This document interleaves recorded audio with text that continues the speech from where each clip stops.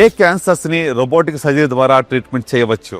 చాలా మందికి తెలియని విషయం ఏంటంటే క్యాన్సర్ సర్జరీ కూడా రోబోటిక్ ద్వారా అంటే తక్కువ కోతతో మంచి అవుట్కమ్స్ తో ఆపరేషన్ చేయవచ్చు. ఉదాహరణకు చెప్పాలి అంటే మరి గర్భాశయపు ముఖద్వార క్యాన్సర్ కానివ్వండి, గర్భాశయపు క్యాన్సర్ కానివ్వండి, లేకుంటే gynaec cancers in general robotic surgery ద్వారా చేయవచ్చు. అలాగనే ప్రోస్టేట్ క్యాన్సర్ కానివ్వండి, కోలోరెక్టల్ క్యాన్సర్స్, తర్వాత లంగ్ క్యాన్సర్, ఈసోఫెగస్ క్యాన్సర్, ఇవన్నిటిని కూడా రోబోటిక్ సర్జరీ ద్వారా తక్కువ కోతతోనే మంచి ఆపరేషన్ చేసి రిజల్ట్స్ చాలా గొప్పగా ఇవ్వడానికి ఆస్కారం ఉంది. సో రోబోటిక్ సర్జరీ యొక్క అడ్వాంటేజెస్ ఏంటి అంటే తక్కువ నొప్పి, తక్కువ blood loss, early recovery, ICU stay ఎక్కువగా ఉండదు, త్వరగానే కోలుకుని పనులకి మనలా వెళ్ళిపోవచ్చు. సో చాలా మటుకు క్యాన్సర్ సర్జరీస్ ఈ రోజున రోబోటిక్ తో చేయబడతా ఉన్నాయి. ఈ యొక్క వీడియోని మీరు చూసినందుకు థ్యాంక్ యూ. ఎలాంటి సందేహాలు మీకు ఉన్నప్పుడు కూడా మీరు మమ్మల్ని రీచ్ అవుట్ అవ్వండి. తప్పకుండా వాటికి ఆన్సర్ ఇవ్వడానికి మేము ప్రయత్నం చేస్తాం. Thank you.